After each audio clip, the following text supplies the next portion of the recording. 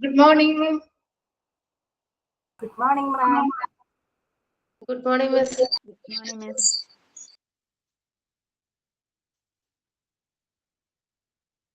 Okay, നമ്മള് 5th chapter ആണ് എടുത്തുകൊണ്ടിരുന്നത് hospital ethics and law അല്ലെ. അപ്പൊ കഴിഞ്ഞ ക്ലാസ്സിൽ നമ്മൾ ഫസ്റ്റ് ഒരു ആക്ട് പഠിച്ചിരുന്നു.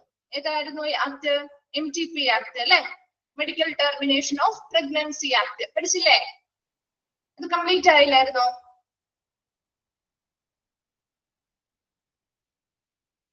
Okay, next PMDT act start ചെയ്യല്ലേ വേണ്ടേ? ഓക്കെ,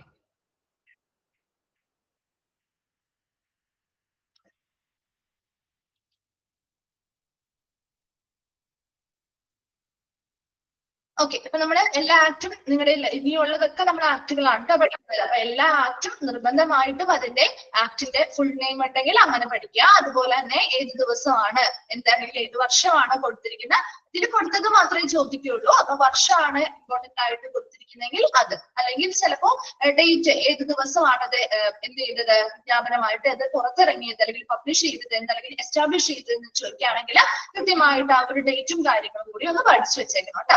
അത് എന്തിനാണ് ഈ ഒരു ലോ യൂസ് ചെയ്യുന്നത് അല്ലെങ്കിൽ എന്തിനു വേണ്ടിയിട്ടുള്ള ഒരു നിയമമാണ് ഇത് എന്ന് പഠിച്ചു വെച്ചേക്കാം. ആ 3 കാര്യങ്ങളാണ് പ്രധാനമായിട്ടും ചോദിക്കാറ് കേട്ടോ. നമ്മൾ നെക്സ്റ്റ് ലോയിലേക്ക് പോവാണ് അല്ലെങ്കിൽ ആക്ടിലേക്ക് പോവാണ്. കംപ്ലയിന്റ്സ് ഓഫ് PNDT ആക്ട് അല്ലെങ്കിൽ PNDT ആക്ട് പാലിക്കുക എന്ന് പറഞ്ഞാൽ എന്താണ് PNDT ആക്ട്? PNDTയുടെ എക്സ്പാൻഡഡ് ഫോം അറിയാമോ? PNDT പഠിച്ചാലേ പഠിച്ചല്ലേ? PNDT prenatal diagnostic technique act അല്ലെ, പ്രീനേറ്റൽ ഡയഗ്നോസ്റ്റിക് ടെക്നിക് ആക്ട് അല്ലെ. അപ്പൊ PNDT ആക്ട് എന്ന് പറയുന്നത് എന്തിനു വേണ്ടിയിട്ടാണ് ഈ ഒരു ആക്ട്? എന്തിനു വേണ്ടിയാണ്? അറിയാവുന്ന കാര്യങ്ങളൊക്കെ ഒന്ന് റിവൈൻഡ് ചെയ്തിട്ട് എന്തിനു വേണ്ടിയാണ് ഈ PNDT ആക്ട് ഉള്ളത്? ഡെലിവറിക്ക് മുൻപ് നമ്മൾ ഒരുപാട് ടെസ്റ്റുകൾ അല്ലെ, പ്രീനേറ്റൽ ഡയഗ്നോസ്റ്റിക് ടെക്നിക് എന്ന് പറഞ്ഞാൽ എന്താ? നമ്മളൊരു ഗർഭാവസ്ഥ കാലഘട്ടത്തിൽ അല്ലെ, പ്രസവത്തിന് മുൻപ് നമ്മൾ ഒരു ഗർഭാവസ്ഥയിലായിരിക്കുന്ന സമയത്ത് അവിടെ ആ ഒരു പ്രഗ്നന്റ് ലേഡിയെ നമ്മൾ ഒരുപാട് ടെക്നിക്സ് ഉപയോഗിച്ചുകൊണ്ട് എന്ത് ചെയ്യാറുണ്ട്? രോഗനിർണയങ്ങളൊക്കെ നടത്താറുണ്ട് അല്ലെ. ഇപ്പൊ അൾട്രാസൗണ്ട് സ്കാനിങ് പോലെയുള്ളവയൊക്കെ നടത്താറുണ്ട് അല്ലെ. എന്തിനു വേണ്ടിയാണ് ഈ അൾട്രാസൗണ്ട് സ്കാനിങ് കാര്യങ്ങളൊക്കെ ചെയ്യുന്നത് അല്ലെങ്കിൽ ഇങ്ങനെയുള്ള പ്രീനേറ്റൽ ഡയഗ്നോസ്റ്റിക് ടെക്നിക്സ് ചെയ്യുന്നത്? എന്തിനു വേണ്ടിയാ?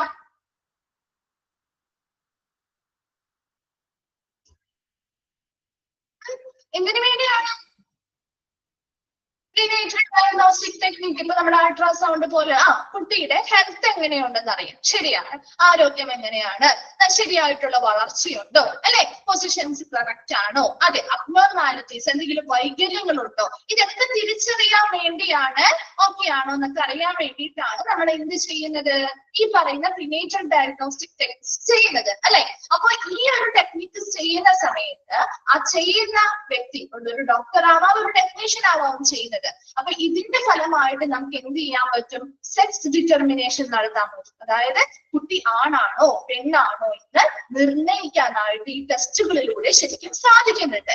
പക്ഷേ നമ്മൾ അത് റിവീൽ ചെയ്യാറുണ്ടോ?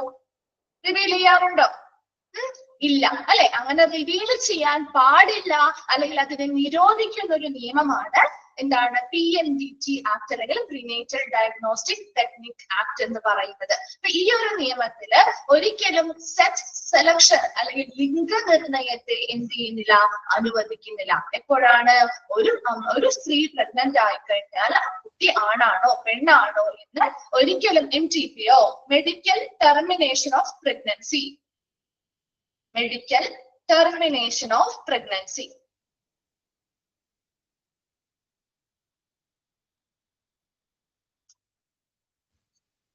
ഓക്കെ.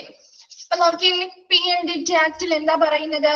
ഇത്രയും കാര്യങ്ങളേ ഉള്ളൂ. PNDT ആക്ട് എന്ന് പറഞ്ഞു കഴിഞ്ഞാൽ പ്രധാനമായിട്ടും അവിടെ സെക്സ് ഡിറ്റർമിനേഷൻ അല്ലെങ്കിൽ സെക്സ് സെലക്ഷൻ, ലിംഗനിർണയം എന്ന് പറയുന്നത് പ്രൊഹിബിറ്റ് ചെയ്യുന്ന അല്ലെങ്കിൽ നിരോധിക്കുന്ന ഒരു നിയമമാണ് PNDT ആക്ട്. അവിടെ നമ്മൾ എന്ത് ചെയ്യുന്നുണ്ട്, ഒരു ഗർഭാവസ്ഥ കാലഘട്ടത്തില് ആ അമ്മയെ എന്ത് ചെയ്യുന്നുണ്ട്, ഒരുപാട് പ്രീനേറ്റൽ ഡയഗ്നോസ്റ്റിക് ടെക്നിക്കുകളിലൂടെ നമ്മൾ കടത്തിവിടുന്നുണ്ട്. എന്തിനു വേണ്ടിയിട്ടാണ്? പ്രധാന ഉദ്ദേശം എന്ന് പറയുന്നത് ആ കുട്ടിയുടെ ആരോഗ്യം ഓക്കെയാണോ, അല്ലെ, ആ കുട്ടിയുടെ ഗ്രോത്ത് ശരിയായിട്ടുണ്ടോ, കൃത്യമായ പൊസിഷനുകളിലാണോ, അവർക്ക് എന്തെങ്കിലും രീതിയിലുള്ള അബ്നോർമാലിറ്റീസ് കാര്യങ്ങളുണ്ടോ എന്നൊക്കെ നമുക്ക് മനസ്സിലാക്കാൻ വൈകല്യങ്ങൾ കാര്യങ്ങളുണ്ട്. മെറ്റബോളിക് ഡിസോർഡേഴ്സ് ആവാം, സെക്സ് ലിങ്ക്ഡ് ആയിട്ടുള്ളതാവാം, അല്ലെങ്കിൽ അവരുടെ ക്രോമസോമുമായി ബന്ധപ്പെട്ട എന്തെങ്കിലും ഒരുപാട് വൈകല്യങ്ങൾ കാര്യങ്ങളൊക്കെ ഉണ്ട്. അപ്പൊ അങ്ങനെയുള്ള എന്തെങ്കിലും അബ്നോർമാലിറ്റീസ് അല്ലെങ്കിൽ വൈകല്യങ്ങൾ ആ കുട്ടിക്കുണ്ടോ എന്ന് നമുക്ക് ജനിതകപരമായിട്ട് ജനന സമയത്ത് ചിലപ്പോൾ ചില കുട്ടികൾക്ക് ഒരുപാട് അബ്നോർമാലിറ്റീസ് ഉണ്ടാവും, അല്ലെ. അപ്പൊ അങ്ങനെയുള്ള എന്തെങ്കിലും അബ്നോർമാലിറ്റീസ് ആ കുട്ടിക്കുണ്ടോ എന്ന് തിരിച്ചറിയുന്നതിന് വേണ്ടിയിട്ടാണ് ഈ ടെക്നിക്സ് ചെയ്യുന്നത്. അപ്പൊ ആ ഒരു ടെക്നിക്ക് ചെയ്യുന്ന സമയത്ത്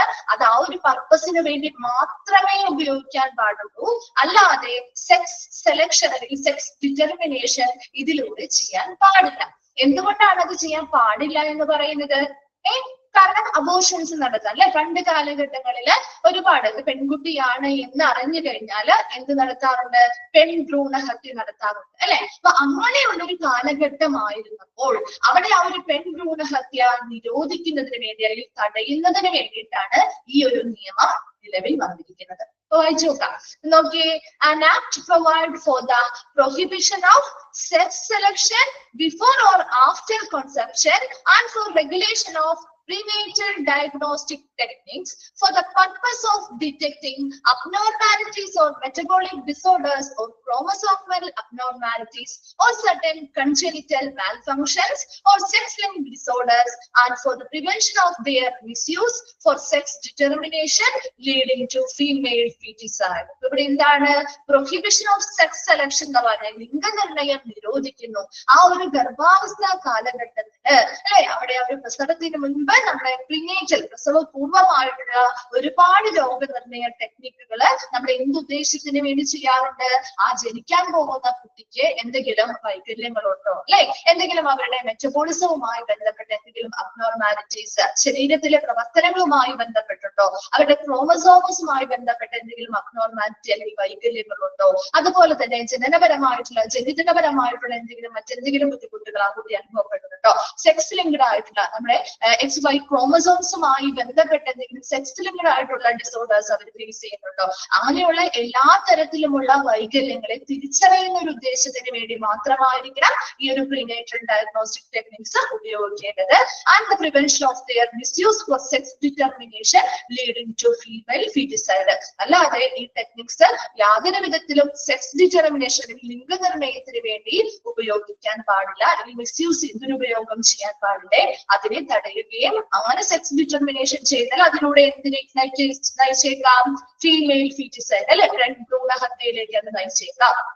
അതുകൊണ്ട് അതിനെ തടയുന്ന ഒരു നിയമമാണ് PNDT ആക്ട് എന്ന് പറയുന്നത്. ഓക്കെ ആണല്ലോ. ദെൻ അടുത്തതില് ചോദിക്കാവുന്ന ഒരൊറ്റ ക്വസ്റ്റ്യൻ ആണ് PNDT ആക്ട് അസെന്റഡ് ബൈ, രണ്ട് പ്രാവശ്യം ആക്ട് എന്ന് വന്നിട്ടുണ്ട് കേട്ടോ. Act assented by the president on 20th September 1994. ഇത് ചോദിക്കാറുള്ളതാണ്, ഇത് അങ്ങനെ തന്നെ ചോദിക്കാറുണ്ട്. ആ ഒരു 20th September 1994 എന്ന ആ ഒരു ഡേറ്റും ആ ഒരു ഇയറും ഓർത്ത് വെക്കണം കേട്ടോ. അതൊന്ന് അണ്ടർലൈൻ ചെയ്തിട്ടോ കേട്ടോ. 20th September 1994 എന്റെ പ്രസിഡന്റ് ഈ ഒരു നിയമം അംഗീകരിക്കുന്നത്. And forced with effect from 1st January 1996. ഇത് പ്രാബല്യത്തിൽ വരുന്നത്, നിർബന്ധിതമായിട്ട് ഇത് പ്രാബല്യത്തിൽ വരുന്നത് 1st January 1996 And its amendment in 2002 and 2003. 2002 2003 ഈ ഒരു നിയമം ഭേദഗതികൾ വരുത്തിയിട്ടുണ്ട്. And act was called as Prenatal Diagnostic Techniques that Act 1994, the regulation and prevention of misuse. എന്ന് വെച്ചാല് ഈ ഒരു ആക്ട് 1994 1994 പ്രസിഡന്റ് എന്ത് ചെയ്തത്, അംഗീകരിച്ചത് കൊണ്ട് അത് 1994 പ്രീനേറ്റൽ ഡയഗ്നോസ്റ്റിക് ടെക്നിക് ആക്ട് എന്ന് വെച്ചാൽ regulation and prevention of misuse ആണ്. ഈ പ്രീനേറ്റൽ ടെക്നിക്സുകളുടെ മിസ്യൂസ് തടയുക, ദുരുപയോഗം തടയുക, അത് നിയന്ത്രിക്കുന്നതിന് വേണ്ടിയുള്ള ഒരു നിയമമായിട്ട് ഇത് അറിയപ്പെടുന്നു. Now known as preconception and prenatal diagnostic technique prohibition of sex selection act. ഇപ്പൊ അതറിയപ്പെടുന്ന ആ ഒരു നിയമം അറിയപ്പെടുന്ന പേര് preconception and prenatal diagnostic technique അല്ലെങ്കിൽ prohibition of sex selection act എന്നാണ് അറിയപ്പെടുന്നത്. ലിംഗനിർണയ നിരോധന നിയമം എന്നാണ് ഇപ്പോ അറിയപ്പെടുന്ന പേര്. അപ്പോ നമ്മുടെ PNDT ആക്ടുമായി ബന്ധപ്പെട്ട് സെക്സ് സെലക്ഷനെ പ്രൊഹിബിറ്റ് ചെയ്യുന്ന ഒരു നിയമമാണ് എന്ന് മനസ്സിലാക്കുക. പ്രീനേറ്റൽ ഡയഗ്നോസ്റ്റിക് ടെക്നിക്കുകളുടെ ആ ഒരു പ്രധാന പർപ്പസിനെ മിസ്യൂസ് ചെയ്യാതിരിക്കുന്നതിന് വേണ്ടിയുള്ള ഒരു നിയമമാണ്. അത് 20 സെപ്റ്റംബർ 1994 പ്രസിഡന്റ് എന്ത് ചെയ്തത്, അംഗീകരിച്ചത്. ഇപ്പോ അതറിയപ്പെടുന്ന പേര് preconception and prenatal diagnostic techniques അല്ലെങ്കിൽ prohibition of sex selection act എന്ന് അറിയപ്പെടുന്നു. ഇത്രയും മാത്രം നിങ്ങൾ ഈ ഒരു ഭാഗത്ത് വേഗം നോക്കിയാൽ മതി കേട്ടോ. വേഗം ഒന്ന് വായിച്ചു നോക്കിയേ.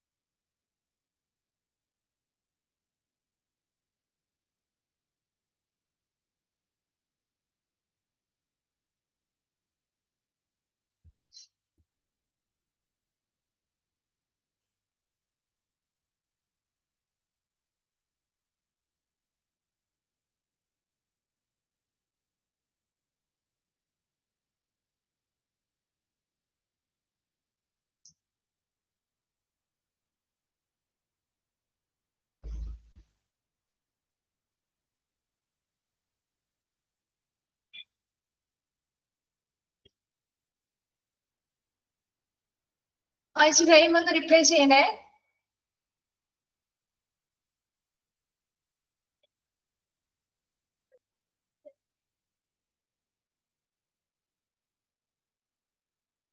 ഓക്കെ,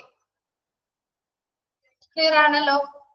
നെക്സ്റ്റ് അടുത്തൊരു ആക്ട് ആണ് കംപ്ലൈൻസ് ഓഫ് BMW ആക്ട്. എന്താണ് BMW ആക്ട്? ബയോമെഡിക്കൽ വേസ്റ്റ് മാനേജ്മെന്റുമായി ബന്ധപ്പെട്ട ആക്ട് ആണ് അല്ലെ. ഇപ്പൊ biomedical waste management handling rules 1998 underline ചെയ്യാം കേട്ടോ. അതിന്റെ വർഷം അണ്ടർലൈൻ ചെയ്യാം.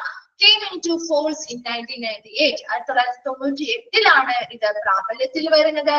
And in the exercise of the power conferred by section 6, 8 and 25 of EP Act 1986, the central government notified these rules for the management and handling of biomedical wastes generated from hospital, clinics, other institutions for scientific management of biomedical waste. അപ്പൊ ഇവിടെ ഈ ഒരു നിയമം, അതായത് 1998 പ്രാബല്യത്തിൽ വന്ന biomedical waste management handling rules എന്ന് പറയുന്ന ഈ ഒരു നിയമം പ്രധാനമായിട്ടും ഇതിന്റെ exercise of the power conferred by section, അതായത് നമ്മുടെ EP ആക്ട് എന്ന് പറഞ്ഞ എന്താ, എൻവയോൺമെന്റൽ പ്രൊട്ടക്ഷൻ ആക്ട് അല്ലെ.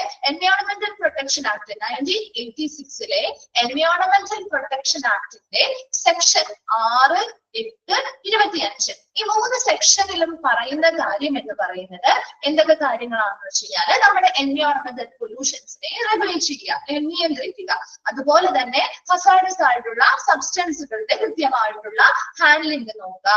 അതുപോലെ തന്നെ നമ്മുടെ ഒരു പവർ നൽകുന്നത്, ഇതുമായി ബന്ധപ്പെട്ട കൃത്യമായിട്ടുള്ള മാനേജ്മെന്റിന് വേണ്ടിയിട്ടുള്ള റൂൾസ് നിർമ്മിക്കാനുള്ള ഒരു അധികാരവും നൽകുന്ന ഒരു സെക്ഷനാണ് section 6, 8 and 25 of EP act 1986 പറയുന്നത്. അപ്പൊ ഈ എൻവയോൺമെന്റൽ പ്രൊട്ടക്ഷൻ ആക്ട് 1986 ഈ സെക്ഷൻ 6, 8, 25 ഈ 3 സെക്ഷൻസിന്റെയും ആ ഒരു അധികാരം ഉപയോഗിച്ചുകൊണ്ട് അല്ലെങ്കിൽ ആ ഒരു അധികാരം വിനിയോഗിച്ചുകൊണ്ട് സെൻട്രൽ ഗവൺമെന്റ് നമ്മുടെ ഹോസ്പിറ്റലുകള്, ക്ലിനിക്ക്, അതുപോലെയുള്ള മറ്റ് ഇൻസ്റ്റിറ്റ്യൂഷൻസ് അവര് പ്രൊഡ്യൂസ് ചെയ്യുന്ന അല്ലെങ്കിൽ അവര് ജനറേറ്റ് ചെയ്യുന്ന ഈ പറയുന്ന ബയോമെഡിക്കൽ വേസ്റ്റുകള് വളരെ ശാസ്ത്രീയമായിട്ട് അത് കൈകാര്യം ചെയ്യാൻ അല്ലെങ്കിൽ അത് മാനേജ് ചെയ്യാൻ വേണ്ടിയിട്ടുള്ളൊരു, അത് കൃത്യമായിട്ട് മാനേജ് ചെയ്യുക, അത് കൈകാര്യം വേണ്ടി നമ്മുടെ സെൻട്രൽ ഗവൺമെന്റ് എന്ത് ചെയ്യുന്നു, ഒരു നിയമം വിജ്ഞാപനം ചെയ്തു. ആ നിയമമാണ് biomedical waste management and handling rules എന്ന് പറയുന്നത്. അപ്പൊ അതാരാണ്? നമ്മുടെ സെൻട്രൽ ഗവൺമെന്റ് ആണ് ഇത് കൊണ്ടുവന്നിരിക്കുന്നത്. എന്തിന്റെ അധികാരത്തിന് പുറത്താണ്? എൻവയോൺമെന്റൽ പൊല്യൂഷൻ അല്ലെങ്കിൽ എൻവയോൺമെന്റൽ പ്രൊട്ടക്ഷൻ ആക്ട് 1986 പറയുന്ന സെക്ഷൻ 6, 8, 25. ആ സെക്ഷനിൽ പറയുന്നത് നമ്മുടെ എൻവയോൺമെന്റൽ പൊല്യൂഷൻസിനെ നിയന്ത്രിക്കുക, അതുപോലെ തന്നെ ഹസാഡസ് ആയിട്ടുള്ള വളരെ അപകടകരമായിട്ടുള്ള സബ്സ്റ്റൻസുകളെ നല്ല രീതിയിൽ കൈകാര്യം ചെയ്യുക, അതോടൊപ്പം തന്നെ ഈ പറയുന്ന ഇതുമായി ബന്ധപ്പെട്ട് ഹാൻഡിൽ ചെയ്യുന്നതിന് വേണ്ടിയിട്ടുള്ള കൃത്യമായ റൂൾസ് അല്ലെങ്കിൽ നിയമങ്ങൾ എന്ത് ചെയ്യുക, ക്രിയേറ്റ് ചെയ്യാൻ സൃഷ്ടിക്കാനുള്ള ഒരു അധികാരം നൽകുന്ന ഒരു സെക്ഷനാണ് ഈ EP ആക്ടിലെ 86/825. ഈ ആക്ടിന്റെ ഈ സെക്ഷനിലെ അധികാരം വിനിയോഗിച്ചുകൊണ്ട് നമ്മുടെ സെൻട്രൽ ഗവൺമെന്റ് വിജ്ഞാപനം ചെയ്തൊരു നിയമമാണ് biomedical waste management handling rules എന്ന് പറയുന്നത്. എന്തിനു വേണ്ടിയിട്ടാണ്? ഹോസ്പിറ്റലോ ക്ലിനിക്കോ അല്ലെങ്കിൽ അതുപോലെയുള്ള മറ്റ് സ്ഥാപനങ്ങള് കൃത്യമായിട്ട് അവർ ജനറേറ്റ് ചെയ്തതുപോലുള്ള ബയോമെഡിക്കൽ വേസ്റ്റുകള് വളരെ ശാസ്ത്രീയമായിട്ട് അത് കൈകാര്യം ചെയ്യാനും അത് മാനേജ് ചെയ്യുന്നതിനും വേണ്ടിയിട്ടുള്ള ഒരു റൂളാണ് ബയോമെഡിക്കൽ വേസ്റ്റ് മാനേജ്മെന്റ് റൂൾ എന്ന് പറയുന്നത്. And the first amendment on 6/3/2000 and second amendment on 17/9/2003. അപ്പൊ ഇത് രണ്ട് അമെന്റ്മെന്റ്, ഇത് രണ്ട് ഭേദഗതി. ആദ്യത്തെ ഭേദഗതി 6/3/2000 രണ്ടാമത്തെ ഭേദഗതി വരുത്തിയത് 17/9/2003.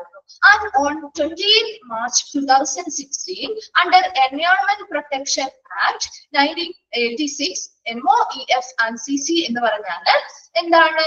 Ministry of environment, forest and climate change. അത് എന്നറിയില്ലെങ്കിൽ ഒന്ന് എഴുതി വെച്ചേക്കോട്ടെ. EP എന്ന് പറഞ്ഞാൽ എൻവയോൺമെന്റൽ പ്രൊട്ടക്ഷൻ ആക്ട് ആണ്. അതറിയാം, ഇപ്പൊ വായിക്കുമ്പോൾ ചിലപ്പോൾ അറിയായിരിക്കും, പിന്നീട് നിങ്ങൾ ഇത് റെഫർ ചെയ്യുന്ന സമയത്ത് മനസ്സിലാവുന്നില്ലെങ്കിൽ അതിന്റെ എക്സ്പാൻഡ് ഫോം ഒന്ന് എഴുതി വെച്ചോട്ടോ. EP ആക്ട് എന്ന് പറഞ്ഞാൽ എൻവയോൺമെന്റൽ പ്രൊട്ടക്ഷൻ ആക്ട് ആണ്. ഓക്കെ, അടുത്തത് MOEF ആൻഡ് CC എന്ന് പറഞ്ഞു കൊടുത്തിട്ടില്ലേ? അതിന്റെ എക്സ്പാൻഡ് ഫോം എന്ന് പറഞ്ഞാല് ministry of environment, forest and climate change. Ministry of environment, forest and climate change. Note ചെയ്യുന്നുണ്ടോ? ഓക്കെ ഓക്കെ, കിട്ടിയല്ലോ. And notified the new BMW rules 2016 and replaced the earlier rules 1998 ആണ് കേട്ടോ. 1998 നമ്മുടെ BMW ആക്ട് വന്നിരിക്കുന്നത്, ആദ്യത്തെ act. അവിടെ ആ ഒരു ഒന്ന് തിരുത്തിയേക്കണേ. ഏർലിയർ റൂള് 1998 ആദ്യത്തെ റൂള് വന്നേ. ആ ഒരു വർഷം തെറ്റാണ്. 1998 ആക്കാം കേട്ടോ. 88 കിടക്കുന്നത്, 98 ആക്കാം കേട്ടോ. അപ്പൊ 20th March 2016 2016 ആയപ്പോ എൻവയോൺമെന്റ് പ്രൊട്ടക്ഷൻ ആക്ടിന്റെ കീഴില് നമ്മുടെ ministry of environment, forest and climate change എന്ത് ചെയ്തു? പുതിയ BMW ആക്ട് വിജ്ഞാപനം ചെയ്തു 2016. എന്തിനെ മറികടന്നുകൊണ്ട് അല്ലെങ്കിൽ എന്തിനെ മാറ്റി വെച്ചുകൊണ്ടാണ്? പഴയ ഏർലിയർ റൂൾസിലുള്ള പോരായ്മകളും കാര്യങ്ങളൊക്കെ തിരുത്തി കുറച്ചധികം കാര്യങ്ങൾ ഇൻക്ലൂഡഡ് ആക്കിയിട്ട് പുതിയ BMW ആക്ട് 2016 പുതിയൊരു BMW ആക്ട് നമ്മുടെ എൻവയോൺമെന്റൽ പ്രൊട്ടക്ഷൻ ആക്ടിന് കീഴിൽ എന്ത് ചെയ്തു? Ministry of environment, forest and climate change notify ചെയ്ത് വിജ്ഞാപനം ചെയ്തു. അപ്പൊ പഴയ നിയമത്തെ മാറ്റിയാണ് പുതിയ നിയമം വന്നിരിക്കുന്നത് കേട്ടോ. അപ്പൊ ഈ ഒരു BMW ആക്ടില് പ്രധാനമായിട്ടും 2-3 കുറച്ച് കാര്യങ്ങൾ പഠിക്കാനുള്ളത്. ഒന്നാമത്തെ ബയോമെഡിക്കൽ വേസ്റ്റ് മാനേജ്മെന്റ് ആൻഡ് ഹാൻഡ്ലിംഗുമായി ബന്ധപ്പെട്ട ഒരു നിയമം ഏത് എന്ന് ചോദിച്ചാൽ അത് ഈ BMW ആക്ട് ആണ്. ചിലപ്പോ ഷോർട്ട് ഫോം ആയിരിക്കും ഓപ്ഷൻ ഉണ്ടാവുള്ളൂ, എക്സ്പാൻഡ് ഇതൊന്നും കൊടുക്കണമെന്നില്ല. ഇപ്പൊ BMW ആക്ട് ആണ് അതോടൊപ്പം എഴുതുക. അതുപോലെ തന്നെ രണ്ടാമത്തെ കാര്യം, ഇത് പ്രാബല്യത്തിൽ വന്ന വർഷം ഏത് വർഷമാണ്? 1998 1998 ഇത് നിലവിൽ വന്നിരിക്കുന്നത്. അതുപോലെ തന്നെ മൂന്നാമത്തെ കാര്യം എന്ന് പറയുന്നത് ഇതിന്റെ പുതിയ നിയമം വന്ന വർഷം ഏതാണ്? ന്യൂ BMW റൂൾസ് വന്നത് 2016 അത് പഴയ റൂളിനെ മറികടന്ന് അല്ലെങ്കിൽ മാറ്റി സ്ഥാപിച്ചുകൊണ്ട് പുതിയതായിട്ട് റീപ്ലേസ് ചെയ്ത് വന്ന ഒരെണ്ണമാണ്. അത് ആരാണ്? ഈ എൻവയോൺമെന്റൽ പ്രൊട്ടക്ഷൻ ആക്ടിന് കീഴിൽ ആരാണ്? Ministry of environment, forest and climate change ആണ് പുതിയ റൂൾസ് വിജ്ഞാപനം ചെയ്തിരിക്കുന്നത്. ഇത്രയും കാര്യങ്ങളൊന്ന് മനസ്സിലാക്കി വെക്കുക കേട്ടോ. വേഗം ഒന്ന് വായിച്ചു നോക്കി complaints of BLW act.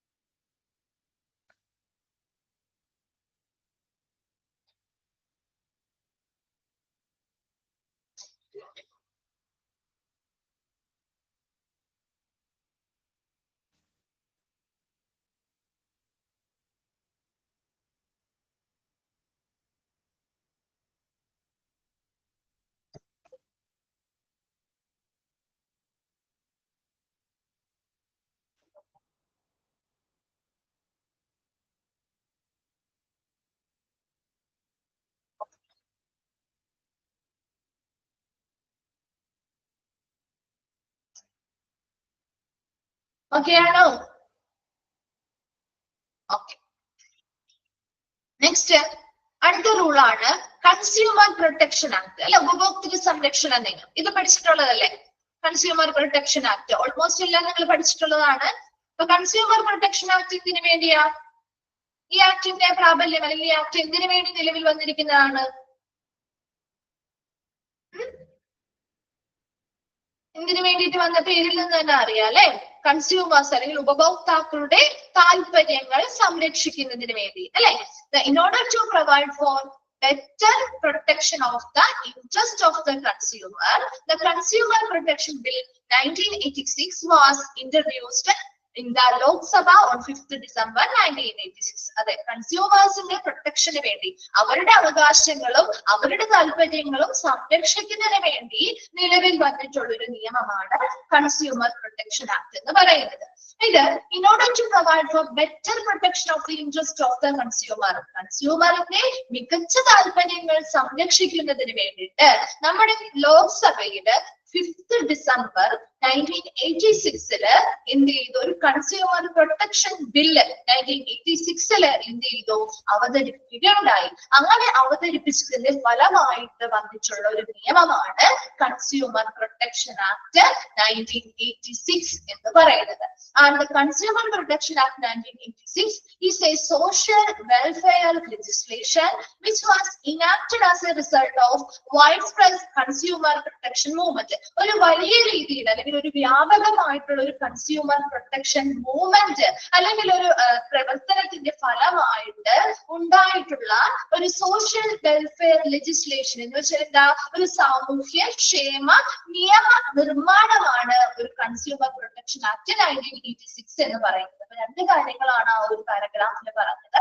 Consumer protection act എന്ന് പറഞ്ഞാല് അവരുടെ ഓരോ കൺസ്യൂമേഴ്സിനും ഓരോ ഉപഭോക്താക്കളുടെയും മികച്ച താല്പര്യങ്ങൾ സംരക്ഷിക്കുന്നതിന് വേണ്ടി ലോക്സഭയില് 5th December 1986 ഒരു കൺസ്യൂമർ പ്രൊട്ടക്ഷൻ ബിൽ എന്ത് ചെയ്തു? അവതരിപ്പിച്ചു. അതിന്റെ ഫലമായിട്ട് ഒരു വ്യാപകമായിട്ടുള്ള ഒരു കൺസ്യൂമർ പ്രൊട്ടക്ഷൻ മൂവ്മെന്റ് അല്ലെങ്കിൽ ഒരു പ്രസ്ഥാനം അല്ലെങ്കിൽ ഒരു പ്രവർത്തനങ്ങൾ ഉണ്ടാവുകയും അതിന്റെ ഫലമായി കൺസ്യൂമർ പ്രൊട്ടക്ഷൻ ആക്ട് 1986 പ്രാബല്യത്തിൽ വരുന്നു. അതൊരു സോഷ്യൽ വെൽഫെയർ ലെജിസ്ലേഷൻ, സാമൂഹ്യക്ഷേമ നിയമനിർമ്മാണത്തിന് വേണ്ടിയിട്ടുള്ള ഒരു നിയമമായിട്ട് പ്രവർത്തിക്കുകയും ചെയ്യുന്നു. Then the Consumer Protection Act 1986, the COPRA എന്ന് കൂടി അറിയപ്പെടുന്നുണ്ട്. ഷോർട്ട് ഫോം ആയിട്ട് ചോദിക്കാവുന്നതാണ്, ഒന്ന് അണ്ടർലൈൻ ചെയ്ത് വെക്കാം കേട്ടോ.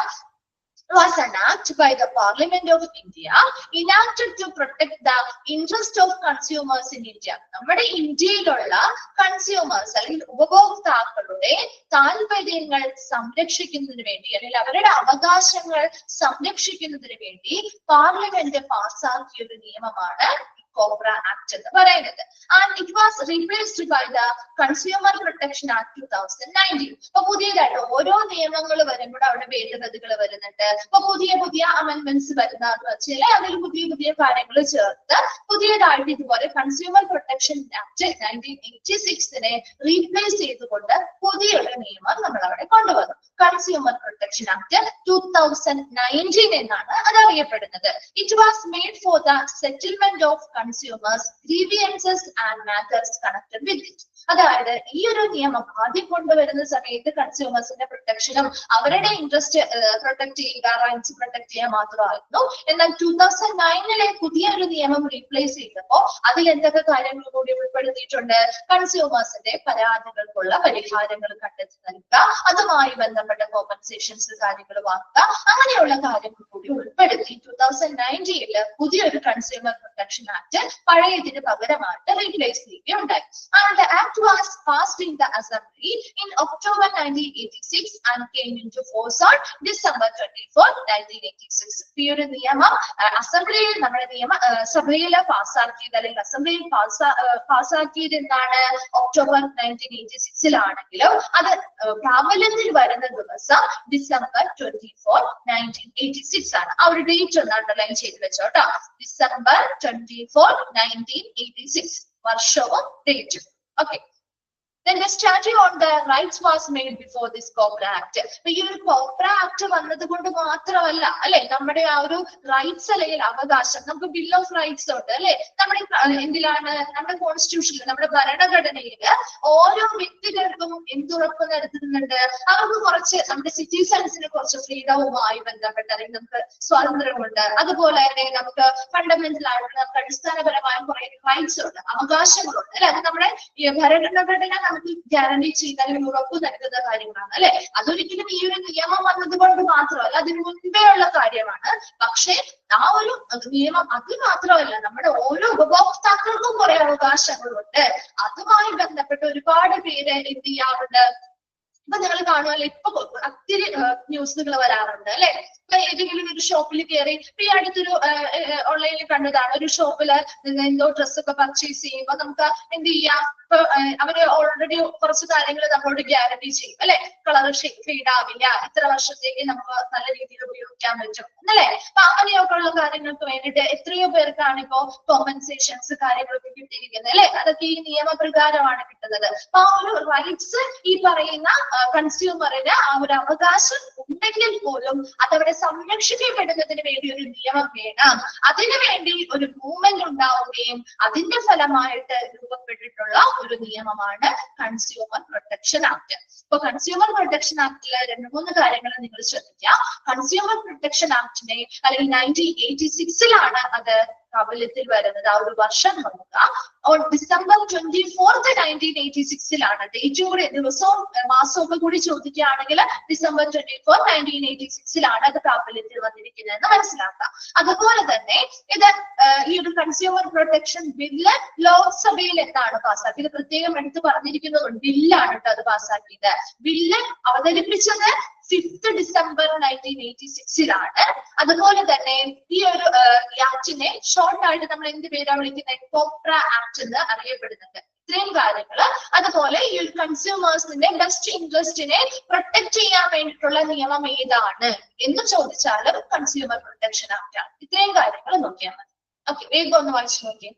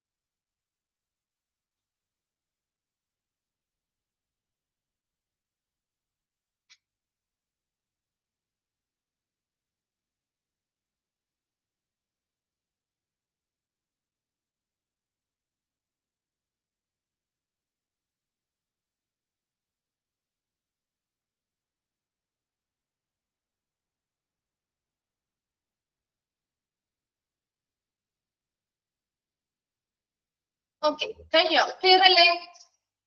നെക്സ്റ്റ് വണ്ണിലേക്ക് പോവാം. ഓക്കെ, നെക്സ്റ്റ് വൺ ആണ് റൈറ്റ് ടു ഇൻഫർമേഷൻ ആക്ട്. കേട്ടിട്ടുണ്ടോ? RTA ആക്ട് അല്ലെങ്കിൽ വിവരാവകാശ നിയമം അല്ലെ? പഠിച്ചതല്ലേ ഇതൊക്കെ? റൈറ്റ് ടു ഇൻഫർമേഷൻ ആക്ട് അല്ലെ? അപ്പൊ RTA ആക്ട് അല്ലെങ്കിൽ റൈറ്റ് ടു ഇൻഫർമേഷൻ ആക്ട് വിവരാവകാശ നിയമം ഇപ്പൊ നമ്മുടെ മിക്ക സ്ഥാപനങ്ങളുമായി ബന്ധപ്പെട്ട് മിക്കവരും നമ്മൾ ഉപയോഗിക്കാറുള്ള ഒരു നിയമം കൂടിയാണ് അല്ലെ? ചെയ്തിട്ടുണ്ടോ? RTA ആക്ട് വഴി എന്തെങ്കിലുമൊക്കെ വിവരങ്ങൾ അറിഞ്ഞിട്ടുണ്ടോ? ഉണ്ട്. ഓക്കെ, വളരെ സിമ്പിൾ ആയിട്ടുള്ള പ്രൊസീജിയേഴ്സിലൂടെ നമുക്ക് ചെയ്യാൻ പറ്റുന്നതാണ് അല്ലെ? അപ്പൊ ഈ ഒരു റൈറ്റ് ടു ഇൻഫർമേഷൻ ആക്ട് അല്ലെങ്കിൽ RTA act the Parliament of India to provide for the setting out the practical regime of the right to information for citizens and replaces the previous Freedom of Information Act 2002. അപ്പൊ മുൻപുണ്ടായിരുന്ന freedom of information act, ഇൻഫർമേഷനുമായി ബന്ധപ്പെട്ട് freedom of information act 2002 replace ചെയ്തുകൊണ്ട് നമ്മുടെ parliament of India പാസ്സാക്കിയ ഒരു നിയമമാണ് right to information act, വിവരാവകാശ നിയമം. To provide for the setting out the practical regime of the right to information for citizen. അതായത് ഇന്ത്യയിലെ പൗരന്മാർക്ക് ഇൻഫർമേഷനുമായി ബന്ധപ്പെട്ട് അല്ലെങ്കിൽ ഇൻഫർമേഷൻസ് അറിയുന്നതിനുമായി ബന്ധപ്പെട്ട് കുറച്ച് വ്യവസ്ഥകൾ നൽകിയിരിക്കുന്ന ഒരു നിയമമാണ് right to information act. Under provision of the act, any citizen of India may request information from a public authority, a body of government or instrumentally of state, which is required to reply immediately or within 30 days.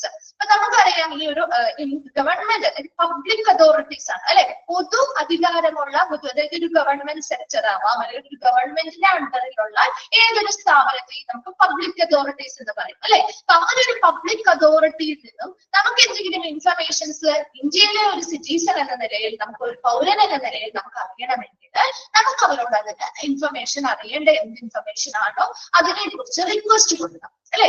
ആ request കൊടുത്താൽ കൃത്യമായ ഫോർമാറ്റിലൂടെ നമ്മൾ request കൊടുത്താൽ അവരതിന് ഉടനെ അവർ എന്ത് ചെയ്യണം? നമുക്ക് മറുപടി തരണം. ഉടനെ തരാണെങ്കിൽ ഒരു 30 ദിവസമാണ് അതിന്റെ കാലാവധി. ആ ഒരു 30 ദിവസത്തിനുള്ളിൽ നമുക്ക് എന്ത് ചെയ്തിരിക്കണം?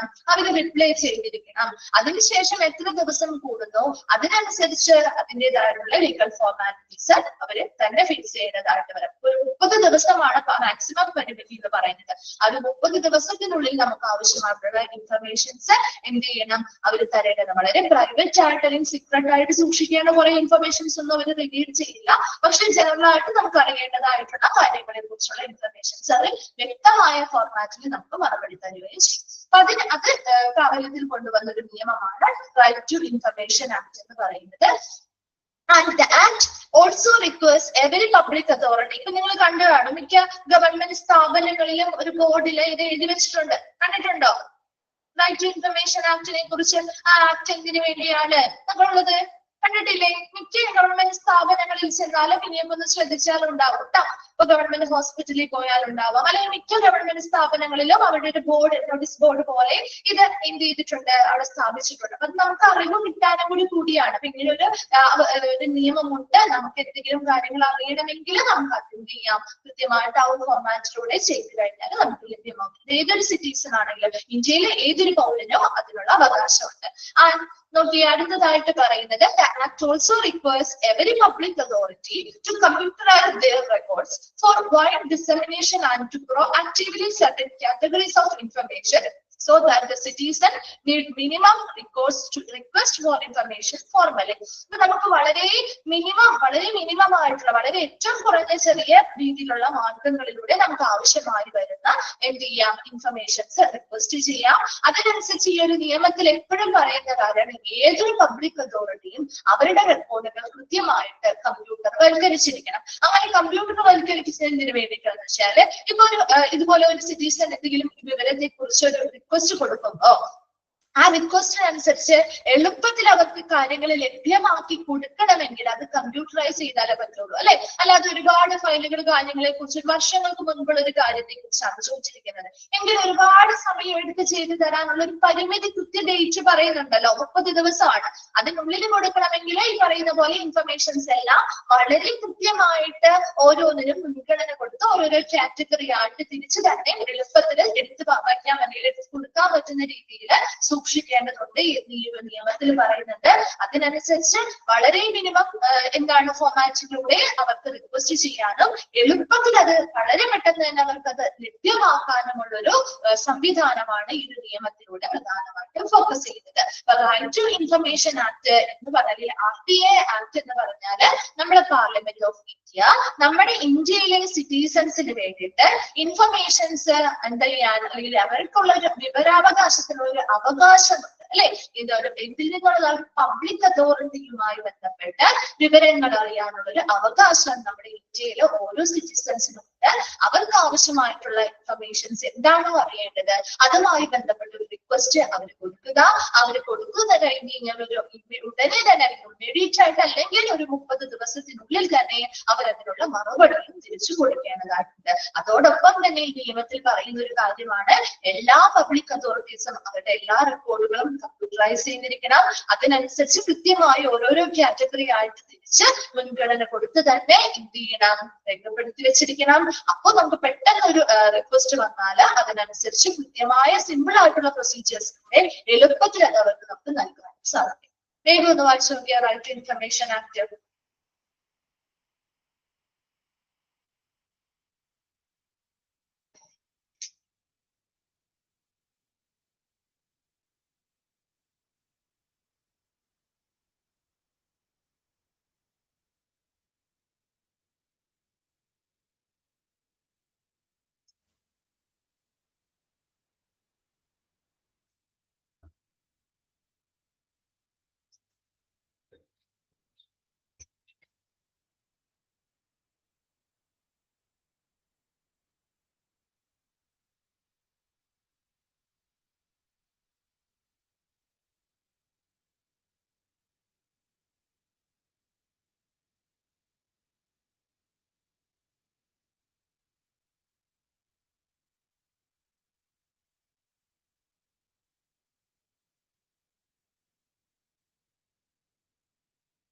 ഓക്കെ ആണോ?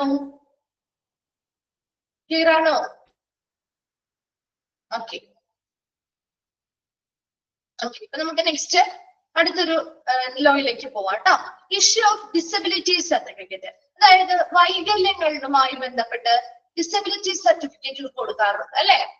ഇപ്പൊ എന്തെങ്കിലും വൈകല്യങ്ങളുള്ള ആളുകൾക്ക് അവർക്ക് അതിൻ്റെതായ എന്താണോ വൈകല്യമുള്ളത് അല്ലെങ്കിൽ ഡിസബിലിറ്റി ഉള്ളത് അതിനനുസരിച്ച് ഇത്ര പെർസെന്റേജ് ആണ് അവർക്കുള്ളത്, അതിനനുസരിച്ചുള്ള സർട്ടിഫിക്കറ്റുകൾ കൊടുക്കാറില്ലേ? അവർക്ക് ആ സർട്ടിഫിക്കറ്റ് വെച്ച് ഒരുപാട് ആനുകൂല്യങ്ങളും ലഭിക്കാറുണ്ട് അല്ലെ. അപ്പൊ അങ്ങനെ ഒരു സർട്ടിഫിക്കറ്റ് വിതരണം ചെയ്യുന്നതുമായി ബന്ധപ്പെട്ട കുറച്ച് കാര്യങ്ങളാണ് ഏത് നിയമമാണ്. ആ നിയമത്തിന്റെ പേരൊക്കെ പിന്നീട് പറയുന്നത് കേട്ടോ. Right of person with disabilities act ആണ് ആ ഒരു നിയമമുള്ളത്. അതുമായി ബന്ധപ്പെട്ട കുറച്ച് കാര്യങ്ങളാണ് നമ്മൾ പറയുന്നത്. ഇപ്പൊ ഇഷ്യൂ ഓഫ് ഡിസബിലിറ്റി സർട്ടിഫിക്കറ്റില് ആദ്യം ഇത് ഇഷ്യൂ ചെയ്യുക അല്ലെങ്കിൽ ഒരു സർട്ടിഫിക്കറ്റ് വിതരണം ചെയ്യുക അല്ലെങ്കിൽ ഇഷ്യൂ ചെയ്ത് കൊടുക്കുന്നത് അതിന് വേണ്ടിയിട്ട് റെസ്പെക്റ്റീവ് ആയിട്ടുള്ള ഒരു medical board constituted at a state or district level are the certifying authority to issue disability certificate. അപ്പൊ എല്ലാ ഹോസ്പിറ്റലുകൾക്കോ അല്ലെങ്കിൽ മറ്റ് സ്ഥാപനങ്ങൾക്കോ അംഗീകൃതമായിട്ടുള്ള ഇടങ്ങളിൽ നിന്ന് മാത്രമേ നമുക്ക് ആ ഒരു സർട്ടിഫിക്കറ്റ് കൊടുക്കാൻ പറ്റുള്ളൂ. അപ്പൊ അത് ആ സർട്ടിഫിക്കറ്റ് ഡിസബിലിറ്റി സർട്ടിഫിക്കറ്റ് വിതരണം ചെയ്യുന്നതിന് വേണ്ടി ഒരു അംഗീകൃതമായിട്ടുള്ള ഒരു മെഡിക്കൽ ബോർഡ് ഉണ്ടായിരിക്കും. അതൊന്നിലും ജില്ലാ തലത്തിലായിരിക്കും അല്ലെങ്കിൽ സംസ്ഥാന തലത്തിലോ രൂപീകരിച്ചിട്ടുള്ള ഒരു മെഡിക്കൽ ബോർഡ് ഉണ്ട്. ആ ബോർഡിന് കീഴിലാണ് അല്ലെങ്കിൽ ആ ബോർഡാണ് സർട്ടിഫൈങ് അതോറിറ്റി എന്ന് പറയുന്നത്. അവരാണ് കൃത്യമായിട്ട് ഇവരെ വിലയിരുത്തുകയും അതിനനുസരിച്ച് ഇവരുടെ ഡിസബിലിറ്റി അല്ലെങ്കിൽ വൈകല്യം എത്രത്തോളം ഉണ്ട് എന്ന് മനസ്സിലാക്കുകയും ആ സർട്ടിഫിക്കറ്റ് വിതരണം ചെയ്യുകയും ചെയ്യുന്നത്. And the board consist of A chief medical officer or sub divisional medical officer in the district and another expert in the specific field. അപ്പൊ 2 പേരാണ് പ്രധാനമായിട്ടും ഈ ഒരു മെഡിക്കൽ ബോർഡിൽ ഉണ്ടാവുന്നത്. അതിൽ ഒന്നാമത്തെ വ്യക്തി ചീഫ് മെഡിക്കൽ ഓഫീസർ അല്ലെങ്കിൽ സബ് ഡിവിഷണൽ മെഡിക്കൽ ഓഫീസർ ആയിരുന്നു. അതായത് ഡിസ്ട്രിക്ട് ലെവലിലുള്ള ചീഫ് മെഡിക്കൽ ഓഫീസറോ അല്ലെങ്കിൽ സബ് ഡിവിഷണൽ മെഡിക്കൽ ഓഫീസറോ ഒരു വ്യക്തിയായിരിക്കും. അടുത്തൊരു വ്യക്തി എന്ന് പറയുന്നത് another expert in the specific field. ഇപ്പൊ ഏത് മേഖലയുമായി ബന്ധപ്പെട്ട്, ഇപ്പൊ അവരുടെ കണ്ണുമായി ബന്ധപ്പെട്ടുള്ള പ്രശ്നമാണോ അല്ലെങ്കിൽ ഇയറുമായി ബന്ധപ്പെട്ട പ്രശ്നമാണോ അല്ലെ. ഓരോരുത്തർക്കും പല രീതിയിലായിരിക്കും ഡിസബിലിറ്റി, ഒരുപോലെ ആയിരിക്കില്ല അല്ലെ. അപ്പൊ അവരുടെ ഓരോരുത്തരുടെയും സ്പെസിഫിക് ആയിട്ടുള്ള ഫീൽഡ് ഏത് മേഖലയുമായി ബന്ധപ്പെട്ടാണോ അല്ലെങ്കിൽ ഏത് ഏരിയയുമായി ബന്ധപ്പെട്ടാണോ അവർക്ക് വൈകല്യമുള്ളത് ആ ഏരിയയിലെ ഒരു എക്സ്പെർട്ട് ആയിട്ടുള്ള ഒരു വ്യക്തി കൂടി ആ ഒരു ബോർഡിൽ അംഗമായിരിക്കും. എന്തിനു വേണ്ടിയാണ്? കുറച്ചും കൂടി ആധികാരികമായിട്ട് അവരുടെ ഡിസബിലിറ്റി അത് തന്നെയാണോ, എത്രത്തോളം ഉണ്ട് എന്ന് കണ്ടുപിടിക്കാൻ വേണ്ടിയിട്ടാണ് അല്ലെ. അങ്ങനെ 2 വ്യക്തികളാണ് പ്രധാനമായിട്ടും ആ ഒരു ബോർഡിൽ ഉണ്ടാവുന്നത്. അതിന് എക്സാമ്പിൾ ആയിട്ട് കൊടുത്തിട്ടുള്ളത് ദീസ് എക്സാമ്പിൾസ് ആർ എക്സ്പേർട്ടിംഗ് എക്സാമ്പിൾ ആണ്. an ophthalmic surgeon in case of visual handicaps, either ENT surgeon or an audiologist in case of speech and hearing handicaps. ഇപ്പൊ 2 കാര്യം പറയുന്നുണ്ട്. ഒഫ്താൽമിക് സർജൻ എന്ന് പറയുന്നത് കണ്ണുമായി ബന്ധപ്പെട്ടതാണ് അല്ലെ. അപ്പൊ വിഷ്വൽ ഹാൻഡികാപ്സ് അതായത് കാഴ്ചയുമായി ബന്ധപ്പെട്ട വൈകല്യങ്ങൾ ഉള്ളവരാണെങ്കിൽ അവരെ കൃത്യമായിട്ട് ഒബ്സർവ് ചെയ്യാനും അവരുടെ ആ ഒരു ഹാൻഡികാപ്പ് അല്ലെങ്കിൽ വൈകല്യങ്ങൾ എത്രത്തോളം ഉണ്ടെന്ന് അനലൈസ് ചെയ്യാനും വേണ്ടിയിട്ട് ഒരു ഒഫ്താൽമിക് സർജൻ ആയിരിക്കും അവിടെ ഉണ്ടായിരിക്കുക. അതേസമയം ഒരു സ്പീച്ച് ആൻഡ് ഹിയറിംഗ് അതായത് സംസാരവും ശ്രവണവുമായിട്ട് ഹിയറിംഗുമായി ബന്ധപ്പെട്ട ഒരു വൈകല്യമാണെങ്കിൽ അതുമായി ബന്ധപ്പെട്ട ഒരു ENT സർജനോ അല്ലെങ്കിൽ ഒരു ഓഡിയോളജിസ്റ്റോ ആയിരിക്കും ENT സർജൻ അല്ലെങ്കിൽ ഓഡിയോളജിസ്റ്റ് ആണ് നമ്മൾ ആ ഒരു സ്പെസിഫിക് ആയിട്ടുള്ള എക്സ്പെർട്ട് ആയിട്ട് അവിടെ ഉണ്ടായിരിക്കുക. അതുപോലെ തന്നെ ഇപ്പൊ orthopaedic surgeon specialist in physical medicine and rehabilitation in case of locomotor handicaps. ഇപ്പൊ നടക്കാൻ ബുദ്ധിമുട്ടുള്ള അല്ലെങ്കിൽ അതുമായി ബന്ധപ്പെട്ട വൈകല്യങ്ങളുള്ളവരുണ്ടാവും അല്ലെ. അപ്പൊ അവരുമായി ബന്ധപ്പെട്ട ഒരു ഓർത്തോപെഡിക് സർജൻ ആയിരിക്കും അല്ലെങ്കിൽ ഫിസിക്കൽ മെഡിസിനിൽ സ്പെഷ്യലൈസ് ചെയ്ത ഒരാളായിരിക്കും അവിടെ എക്സ്പെർട്ട് ആയിട്ടുണ്ടാവുക. അപ്പൊ അതുപോലെ തന്നെ clinical psychologist or teacher in a special education in case of other disabilities, visual, speech and hearing and locomotor disabilities are given for X and Y related resources. ഇവിടെ ഓരോ തരത്തിലുമുള്ള handicapped ആയിട്ടുള്ളവർ mentally ആണോ physically ആണോ അല്ലെങ്കിൽ അവരുടെ ലോക്കോമോട്ടറുമായി ബന്ധപ്പെട്ട അവരുടെ നടപ്പുമായി ബന്ധപ്പെട്ടാണോ അല്ലെങ്കിൽ അവരുടെ സ്പീച്ച് ആൻഡ് ഹിയറിംഗുമായി ബന്ധപ്പെട്ടാണോ അല്ലെങ്കിൽ വിഷ്വൽ പരമായിട്ടുള്ള ഹാൻഡിക്യാപ്ഡ് ആണോ, ഏത് തരത്തിലുള്ള ഹാൻഡിക്യാപ്സ് ആണ് അല്ലെങ്കിൽ വൈകല്യങ്ങളാണോ ഉള്ളത് അതിനനുസരിച്ചുള്ള എക്സ്പേർട്ടുകളായിരിക്കും ആ ഒരു ബോർഡിൽ ഉണ്ടായിരിക്കുക. അവർ രണ്ടാമത് പറയുന്നത് speech and hearing locomotor disabilities given as A form X and Y in related resources. അതായത് ഇവർക്ക് ആ ഒരു സർട്ടിഫിക്കറ്റ് ഫോം XY എന്ന രീതിയിലാണ് കിട്ടുക. അതിൽ ഫോം X എന്ന് പറഞ്ഞാൽ സ്പെസിഫിക്കലി യൂസ് ഫോർ നമ്മുടെ ഗവൺമെന്റ് പരമായിട്ടുള്ള ബെനിഫിറ്റുകൾക്ക് വേണ്ടിയിട്ട് യൂസ് ചെയ്യാൻ പറ്റുന്നതാണ്. ഇപ്പൊ ഗവൺമെന്റ് പരമായിട്ട് അവർക്ക് ഡിസബിലിറ്റിയുമായി ബന്ധപ്പെട്ട് ഒരുപാട് ബെനിഫിറ്റ്സ് കിട്ടാറുണ്ട് അല്ലെ. അപ്പൊ അങ്ങനെയുള്ള ബെനിഫിറ്റ്സിന് വേണ്ടി ഉപയോഗിക്കുന്ന ഫോമാണ് X. അതൊന്നും ചോദിക്കാറില്ല കേട്ടോ. Y എന്ന് പറയുന്നത് നമ്മുടെ ഹോസ്പിറ്റലോ അല്ലെങ്കിൽ മെഡിക്കൽ ഇൻസ്റ്റിറ്റ്യൂഷൻസോ അല്ലെങ്കിൽ ഹോസ്പിറ്റലോ ഒക്കെ അവരുടെ ഡിസബിലിറ്റിയുമായി ബന്ധപ്പെട്ട് ഇഷ്യൂ ചെയ്യുന്ന സർട്ടിഫിക്കറ്റ് ആണ് ഫോം Y എന്ന് പറയുന്നത്. അവരുടെ ഡിസബിലിറ്റിയുമായി ബന്ധപ്പെട്ടായിരിക്കും അത് നൽകുന്നത്. അപ്പൊ ആ ഒരു ഫസ്റ്റ് പാരഗ്രാഫിൽ പറയുന്ന കാര്യം ഒരു ഡിസബിലിറ്റി സർട്ടിഫിക്കറ്റ് വിതരണം ചെയ്യാനുള്ള ഒരു അധികാരം എന്ന് പറയുന്നത് അവിടെ അതുമായി ബന്ധപ്പെട്ട ഒരു മെഡിക്കൽ ബോർഡ് ഡിസ്ട്രിക്ട് ലെവലിലാവാം, ജില്ലാ തലത്തിലോ അല്ലെങ്കിൽ സ്റ്റേറ്റ് സംസ്ഥാന തലത്തിലോ ഒരു മെഡിക്കൽ ബോർഡ് രൂപീകരിക്കുന്നു. ആ മെഡിക്കൽ ബോർഡാണ് ഈ സർട്ടിഫിക്കറ്റ് വിതരണം ചെയ്യുന്ന അല്ലെങ്കിൽ ഇഷ്യൂ ചെയ്യുന്ന സർട്ടിഫൈങ് അതോറിറ്റി എന്ന് പറയുന്നത്. ആ ഒരു ബോർഡിലെ പ്രധാനമായിട്ടും ആ ഒരു ഡിസ്ട്രിക്ട് ലെവലിലുള്ള ചീഫ് മെഡിക്കൽ ഓഫീസറോ അല്ലെങ്കിൽ സബ് ഡിവിഷണൽ മെഡിക്കൽ ഓഫീസറോ ഉണ്ടായിരിക്കും. അത് കൂടാതെ അവരുടെ ഏത് സ്പെസിഫിക് ഫീൽഡുമായി ബന്ധപ്പെട്ടാണോ നമ്മൾ ഡിസബിലിറ്റി സർട്ടിഫിക്കറ്റ് കൊടുക്കുന്നത് അതുമായി ബന്ധപ്പെട്ട എക്സ്പേർട്ട് ആയിട്ടുള്ള ഒരു ഡോക്ടർ കൂടി അല്ലെങ്കിൽ അതിൽ വൈദഗ്ധ്യമുള്ള ഒരു വ്യക്തി കൂടി അതിലുണ്ടായിരിക്കും. അതിന്റെ എക്സാമ്പിൾ നമ്മൾ ഒരുപാട് പറഞ്ഞു. കണ്ണ് റിലേറ്റഡ് ആയിട്ടുള്ളതാണെങ്കിൽ ഒരു ഒഫ്താൽമിക് സർജൻ ആയിരിക്കും. നമ്മുടെ ഹിയറിംഗ് ആൻഡ് സ്പീച്ചുമായി ബന്ധപ്പെട്ടാണെങ്കിൽ ഒരു ENT സർജൻ ആയിരിക്കാം. അല്ലെങ്കിൽ ഇപ്പൊ ഒരു ലോക്കോമോട്ടർ ഡിസബിലിറ്റി മുതലാകാണ് ഒരു ഓർത്തോപെഡിക് സർജൻ ആയിരിക്കാം. അങ്ങനെ മെന്റൽ റിലേറ്റഡ് ആയിട്ടുള്ളതാണെങ്കിൽ ഒന്നില്ലെങ്കിൽ ഒരു സ്പെഷ്യൽ എഡ്യൂക്കേഷനിൽ നല്ല പരിശീലനം ലഭിച്ചൊരു ടീച്ചർ ആവാം അല്ലെങ്കിൽ ഒരു സൈക്കോളജിസ്റ്റ് ആവാം. അപ്പൊ അങ്ങനെ ഓരോ മേഖലയിലും അവരുടെ ഏത് മേഖലയിലാണോ അവരുടെ വൈകല്യമുള്ളത് ആ മേഖലയിലെ സ്പെഷ്യലൈസ്ഡ് ആയിട്ടുള്ള വ്യക്തികൾ എക്സ്പെർട്ടുകളെ ആയിരിക്കും അതിൽ ഉൾപ്പെടുത്തുന്നത്. അതുപോലെ അവർക്ക് 2 രീതിയിലുള്ള സർട്ടിഫിക്കറ്റ്സ് ആണ്. ഫോം X എന്ന് പറഞ്ഞാൽ ഗവൺമെന്റ് ബെനിഫിറ്റ്സിന് വേണ്ടിയിട്ടുള്ളതും Y എന്ന് പറഞ്ഞാൽ മെഡിക്കൽ ഇൻസ്റ്റിറ്റ്യൂഷൻ അല്ലെങ്കിൽ ഹോസ്പിറ്റലുകൾ പ്രൊവൈഡ് ചെയ്യുന്ന ഡിസബിലിറ്റി സർട്ടിഫിക്കറ്റുകളാണ്. Clear ആണോ? അടുത്തത് പറയുന്നത് the certificate is issued to person with disabilities mentioned under the Right of Person with Disabilities Act 2016. ഒന്ന് അണ്ടർലൈൻ ചെയ്തിട്ട് Right of Persons with Disabilities Act. ഈ ഒരു ആക്ടിന്റെ കീഴിലാണ് നമ്മൾ ഈ ഒരു ഡിസബിലിറ്റീസ് ഈ ആക്ടിൽ മെൻഷൻ ചെയ്തിട്ടുള്ള ഈ ആക്ടിൽ പരാമർശിച്ചിട്ടുള്ള ഏത് ആക്ട് ആണ്? Right of Person with disabilities act 2016. ഈ ഒരു ആക്ടിൽ പരാമർശിച്ചിട്ടുള്ള ഡിസബിലിറ്റീസ് അല്ലെങ്കിൽ വൈകല്യങ്ങൾക്ക് അനുസൃതമായിട്ടാണ് ഒരു വ്യക്തികൾക്ക് നമ്മൾ ഈ സർട്ടിഫിക്കറ്റ് വിതരണം ചെയ്യുന്നത്. ഇനി ആ ഒരു സർട്ടിഫിക്കറ്റ് വിതരണം ചെയ്യുന്നത് ഈ ഒരു സർട്ടിഫിക്കറ്റിന്റെ valid for a period of 5 years. ഈ ഒരു സർട്ടിഫിക്കറ്റ് കിട്ടിയാൽ അതിന്റെ വാലിഡ് പീരീഡ് എന്ന് പറയുന്നത് 5 വർഷമാണ്. ആ ഒരു 5 വർഷം കഴിഞ്ഞ് when there is no chance of variation in the degree of disability. അതായത് അതിന്റെ ഒരു സർട്ടിഫിക്കറ്റ് വിതരണം ചെയ്യുന്ന കാര്യമാണ് പറയുന്നത്. ആദ്യം നിങ്ങൾക്ക് ഒരു സർട്ടിഫിക്കറ്റ് കിട്ടണമെങ്കിൽ അതിന്റെ 5 വർഷമാണ് അതിന്റെ വാലിഡിറ്റി കൊടുക്കുക. ആ ഒരു 5 വർഷം കഴിഞ്ഞ് ആ ഒരു 5 വർഷത്തിനുള്ളിൽ ഇവർക്ക് ചിലപ്പോൾ ചില ആളുകൾക്ക് ഇപ്പൊ എന്തെങ്കിലും ആക്സിഡന്റോ കാര്യങ്ങളോ ആയിട്ടുള്ളതാണ് എങ്കിൽ ചില ആളുകൾ ചിലപ്പോൾ ചെറിയ വ്യത്യാസങ്ങളൊക്കെ വരാറുണ്ട് അല്ലെ, ഡിസബിലിറ്റിയിൽ മാറ്റങ്ങൾ വരാറില്ലേ, എന്തെങ്കിലും പ്രോപ്പർ ട്രീറ്റ്മെന്റോ അല്ലെങ്കിൽ തെറാപ്പികളോ കാര്യങ്ങളോ ഒക്കെ ചെയ്ത് കഴിയുമ്പോൾ ആ ഒരു ഡിസബിലിറ്റിയുടെ ആ ഒരു തീവ്രതയിൽ നിന്ന് കുറവ് വരാറുണ്ട് അല്ലെ. അപ്പൊ അങ്ങനെ എന്തെങ്കിലും മാറ്റങ്ങൾ ഉണ്ടോ എന്നെങ്കിൽ 5 വർഷം ഒരു കാലാവധി കൊടുക്കുന്നത്. ആ ഒരു 5 വർഷത്തിനുള്ളിൽ എന്തെങ്കിലും അവരുടെ ഡിസബിലിറ്റിയുമായി ബന്ധപ്പെട്ട് എന്തെങ്കിലും വേരിയേഷൻസോ കാര്യങ്ങളോ വ്യത്യാസങ്ങൾ ഉണ്ടായിട്ടുണ്ടോ, അതിനുള്ള ചാൻസോ കാര്യങ്ങളോ ഉണ്ടോ എന്ന് നോക്കും. അങ്ങനെ ഒരു ചാൻസും കാര്യങ്ങളും ഇല്ല, പെർമനന്റ് ആയിട്ട് അവർക്ക് ആ ഒരു ഡിസബിലിറ്റി ഉണ്ട് എന്നുണ്ടെങ്കിൽ അവർക്ക് പിന്നീട് കൊടുക്കുന്ന സർട്ടിഫിക്കറ്റ് എങ്ങനെയായിരിക്കും? പെർമനന്റ് ഡിസബിലിറ്റി സർട്ടിഫിക്കറ്റ് ആയിരിക്കും. മനസ്സിലായോ? ആ ഒരു 5 വർഷത്തേക്ക് ഒരു വാലിഡിറ്റിയുള്ള സർട്ടിഫിക്കറ്റ് കൊടുക്കും. ആ 5 വർഷം കഴിഞ്ഞ് കഴിഞ്ഞിട്ടും അവർക്ക് ആ ഒരു ഡിസബിലിറ്റി അങ്ങനെ തന്നെ കണ്ടിന്യൂ ചെയ്യാം, യാതൊരു വ്യത്യാസവും അവർക്ക് വന്നിട്ടില്ല എങ്കിൽ അവർക്ക് അടുത്തത് കൊടുക്കുന്നത് പെർമനന്റ് ആയിട്ടുള്ള ഡിസബിലിറ്റി സർട്ടിഫിക്കറ്റ് ആയിരിക്കും. And in order to get disability certificate, a person requires a birth certificate and proof of residence. ഒരു ഈ പറയുന്ന ഒരു ഡിസബിലിറ്റി സർട്ടിഫിക്കറ്റ് കിട്ടണമെങ്കിൽ ആ ഒരു വ്യക്തിക്ക് ഒരു ബർത്ത് സർട്ടിഫിക്കറ്റ് ഉണ്ടായിരിക്കണം, ജനന സർട്ടിഫിക്കറ്റ്, അതുപോലെ തന്നെ അവരുടെ പ്രൂഫ് ഓഫ് റെസിഡൻസ് അല്ലെ, നമ്മുടെ താമസവുമായി ബന്ധപ്പെട്ട പ്രൂഫ് എന്തെങ്കിലും അവരുടെ കയ്യിൽ ഉണ്ടായിരിക്കണം. ഈ 2 കാര്യങ്ങളാണ് പ്രധാനമായിട്ടും അത് ചോദിക്കാറുണ്ട് കേട്ടോ. ഒരു in order to get a disability certificate, a person requires dash എന്ന് പറഞ്ഞ് ചോദിക്കാറുണ്ട്. ഒരു ബർത്ത് സർട്ടിഫിക്കറ്റ് വേണം, അതുപോലെ ഒരു പ്രൂഫ് ഓഫ് റെസിഡൻസ് വേണം. And if A child is bone at home, ചില പണ്ട് കാലങ്ങളിൽ കുട്ടികൾ എങ്ങനെയാണ് വീടുകളിലാണ് പ്രസവം നടന്നിരുന്നത് അല്ലെ. അങ്ങനെ വീടുകളിലാണ് പ്രസവം നടന്നിട്ടുള്ളത്, ബർത്ത് സർട്ടിഫിക്കറ്റോ കാര്യങ്ങളോ ഇല്ലെങ്കിലും parents can get the birth certificate from the district magistrate. അവരുടെ ഡിസ്ട്രിക്ട് മജിസ്ട്രേറ്റിൽ നിന്ന് ബർത്ത് സർട്ടിഫിക്കറ്റ് എന്ത് ചെയ്യുന്നു പാരന്റ്സിന് ലഭിക്കുന്നതാണ്.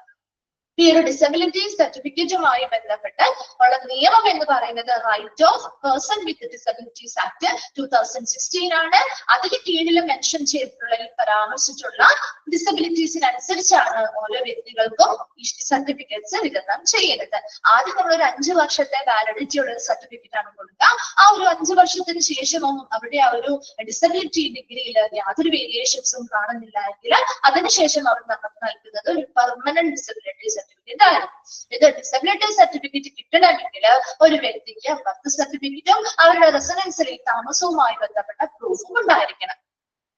ഏതാണ്? If A child is bone at home, അതായത് ഇപ്പൊ കുട്ടികള് നമ്മുടെ ഇപ്പൊ ബർത്ത് ഹോസ്പിറ്റലൊക്കെ നടന്നതാണെങ്കിൽ നമുക്ക് ഹോസ്പിറ്റൽസിന്റെ മുഖേന തന്നെ കൃത്യമായിട്ടുള്ള രജിസ്ട്രേഷനും കാര്യങ്ങളും നടത്തി നമുക്ക് ബർത്ത് സർട്ടിഫിക്കറ്റ് കിട്ടുന്നുണ്ട് അല്ലെ. അതേസമയം പണ്ട് കാലങ്ങളിൽ അല്ലെങ്കിൽ വീടുകളിൽ പ്രസവം നടക്കുന്നതുണ്ടായിരുന്നല്ലോ. അപ്പൊ അങ്ങനെയുള്ള കേസുകളാണെങ്കിൽ ആ പാരന്റ്സിന് അവരുടെ ഡിസ്ട്രിക്ട് മജിസ്ട്രേറ്റുമായി ബന്ധപ്പെട്ട് അവരിൽ നിന്ന് ബർത്ത് സർട്ടിഫിക്കറ്റ് ലഭ്യമാക്കാം എന്ന് പറയുന്നത്. കാരണം ഇവിടെ ഡിസബിലിറ്റി സർട്ടിഫിക്കറ്റ് വേണമെങ്കിൽ ബർത്ത് സർട്ടിഫിക്കറ്റ് വേണമെന്ന് പറയുന്നില്ലേ. അപ്പൊ പണ്ട് കാലങ്ങളിൽ ഇതുപോലെ വീട്ടിൽ പ്രസവങ്ങൾ നടന്ന കേസുകളൊക്കെ ഉണ്ടായേക്കാം. അപ്പൊ അതുമായി ബന്ധപ്പെട്ട ഒരു ബർത്ത് സർട്ടിഫിക്കറ്റ് ഇല്ലാത്തൊരു വ്യക്തിയാണ് എങ്കിൽ ചിലപ്പോൾ അവര് രജിസ്ട്രേഷൻ ഒന്നും ചെയ്തിട്ടുണ്ടാവില്ല. അപ്പൊ അതുകൊണ്ട് അതിന്റെ ആവശ്യമില്ലാന്നുള്ള രീതിയിൽ പോയിട്ടുണ്ടാവാം. അപ്പൊ ഈ ഒരു ആവശ്യം വരുമ്പോഴാണല്ലോ അവരത് തിരക്കുക അല്ലെ. ഇപ്പൊ പ്രായമായ ഒരാൾക്കാണെങ്കിലും ഒരു ഡിസബിലിറ്റി അല്ലെങ്കിൽ ഒരു മധ്യവയസ്കനായിട്ടുള്ള ഒരു വ്യക്തിക്കാണെങ്കിലും അവർ ചിലപ്പോൾ ബർത്ത് സർട്ടിഫിക്കറ്റ് ഒന്നും ചിലപ്പോൾ അവർക്ക് ഉണ്ടായിരുന്നില്ല. ഇങ്ങനെ ഒരു ആവശ്യം വരുമ്പോൾ ഒരു ബർത്ത് സർട്ടിഫിക്കറ്റ് കിട്ടണമെങ്കിൽ വീടുകളിലാണ് പ്രസവം നടന്നിരിക്കുന്നത്, കൃത്യമായ രജിസ്ട്രേഷനോ കാര്യങ്ങളോ ചെയ്തിട്ടില്ലെങ്കിൽ അവരുടെ പാരന്റ്സ് മുഖേന എന്ത് ചെയ്യുക, ഡിസ്ട്രിക്ട് മജിസ്ട്രേറ്റുമായി ബന്ധപ്പെട്ട് കൃത്യമായ ഫോർമാറ്റിലൂടെ പോയി കഴിഞ്ഞാൽ അവർക്ക് ആ ഒരു സർട്ടിഫിക്കറ്റ് ലഭ്യമാകും. ആ സർട്ടിഫിക്കറ്റ് ഉണ്ടെങ്കിൽ മാത്രമേ ഈ ഒരു ഡിസബിലിറ്റി സർട്ടിഫിക്കറ്റ് അവർക്ക് ഇഷ്യൂ ചെയ്ത് നൽകുകയുള്ളൂ. വേഗം ഒന്ന് വായിച്ചു നോക്കിയേ. ലോക്കോമോട്ടേഴ്സ് എന്ന് പറഞ്ഞാൽ അവരുടെ നടപ്പുമായി ബന്ധപ്പെട്ട് ഇപ്പൊ ഹാൻഡിക്യാപ്ഡ് ആയിട്ടുള്ള ഒരുപാട് പേരില്ലേ. ഇപ്പൊ കാല് നടക്കാനായിട്ട് കാലിന്റെ സ്വാധീനം കുറവുള്ള അല്ലെങ്കിൽ മുറിച്ചു മാറ്റിയിട്ടുള്ള ആളുകള്, അല്ലെങ്കിൽ നടക്കാനൊക്കെ ബുദ്ധിമുട്ടുള്ള ആളുകളില്ലേ, ഡിസബിലിറ്റി അല്ലെങ്കിൽ അവരുടെ അങ്ങനെയുള്ള ബുദ്ധിമുട്ടുകള് അങ്ങനെയുള്ള ആളുകളാണ് കേട്ടോ.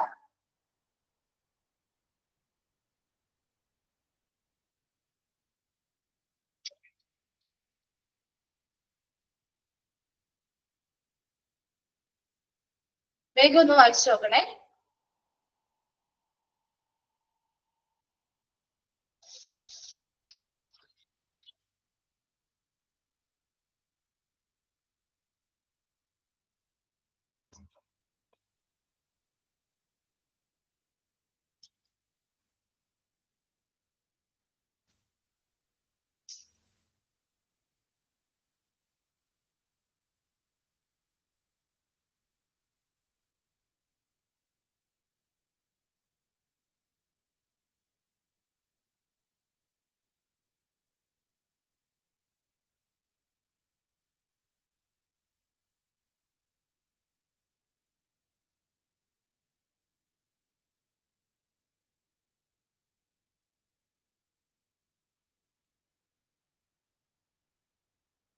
ക്ലിയർ ആണോ?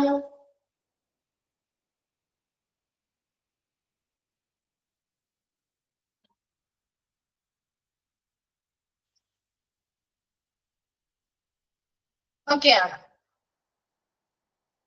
ഓക്കെ, നമ്മൾ നെക്സ്റ്റ് അടുത്തൊരു ലോയിലേക്ക് ആക്ടിലേക്ക് പോവാണ്. Organ transplant act. ഇത് പഠിച്ചിട്ടില്ല അല്ലെ? നിങ്ങൾ അത് കഴിഞ്ഞ ഡിപ്ലോമയിലൊന്നും പഠിച്ചിട്ടില്ലല്ലോ ഓർഗൻ ട്രാൻസ്പ്ലാന്റ് ആക്ട്. ഓക്കെ, അപ്പൊ നമ്മുടെ അവയവ മാറ്റിവെക്കൽ നിയമമാണ് അല്ലെ? നമ്മുടെ ഓർഗൻസ് ട്രാൻസ്പ്ലാന്റേഷൻ ചെയ്യാറുണ്ട് അല്ലെ, മാറ്റിവെക്കാറുണ്ട്. അപ്പൊ അതുമായി ബന്ധപ്പെട്ട ഒരു നിയമമാണ് ഓർഗൻ ട്രാൻസ്പ്ലാന്റേഷൻ ആക്ട് കേട്ടോ, transplant act. Okay, transplantation of human organs act, ഇത് അങ്ങനെയാണ് ഇത് അറിയപ്പെടുന്നത് കേട്ടോ. Transplantation of human organs act, THOA. അത് ചോദിക്കാറുണ്ട്, അതിന്റെ എക്സ്പാൻഡഡ് ഫോം ചോദിക്കാറുണ്ട് കേട്ടോ. 1994 അത് നമ്മളെ ചെയ്ത് വെച്ച ഫസ്റ്റ് ഏത് വർഷമാണ്, അതിന്റെ expanded form short forms. Transplantation of Human Organs Act, THOA, 1994 was enacted to provide a system of removal, storage and transplantation of human organs for therapeutic purposes and for the prevention of commercial dealings in human organs. അപ്പോൾ നമുക്കറിയാം ഈ ഒരു human ഓർഗൻസുമായി ബന്ധപ്പെട്ട് ട്രാൻസ്പ്ലാന്റേഷൻസിൽ അവയവ മാറ്റിവെക്കൽ ശസ്ത്രക്രിയകളൊക്കെ നടത്താറുണ്ട് അല്ലെ?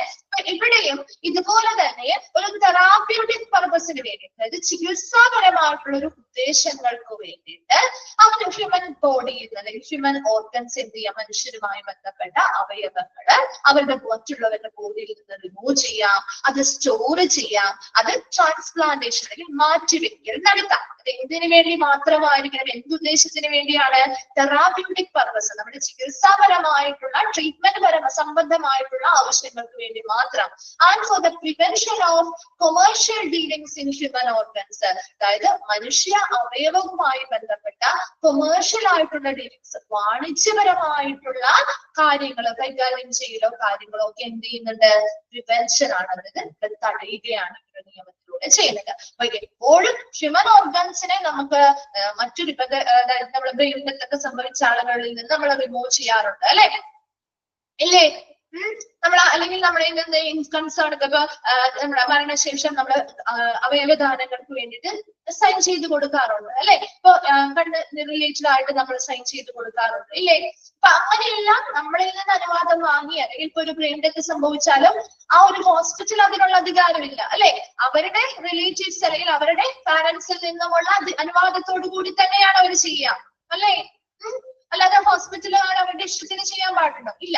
ബന്ധപ്പെട്ട അധികാരികളോട് സംസാരിച്ച് അവരുടെ അനുവാദം വാങ്ങിയിട്ട് തന്നെ ചെയ്യുന്നത്. അപ്പൊ അങ്ങനെ നമുക്കൊരു ഹ്യൂമൻ ബോഡിയിൽ നിന്നോ ഒരു ഹ്യൂമൻ ഓർഗൻസ് നമുക്ക് എന്ത് ചെയ്യാം, റിമൂവ് ചെയ്യാം, അത് സ്റ്റോർ ചെയ്യാം, അത് ഉടനെ തന്നെ മറ്റൊരാൾക്ക് എന്ത് ചെയ്യാം, ട്രാൻസ്പ്ലാന്റേഷൻ അല്ലെങ്കിൽ മാറ്റിവെക്കൽ നടത്താം. എന്തിനു വേണ്ടി മാത്രം?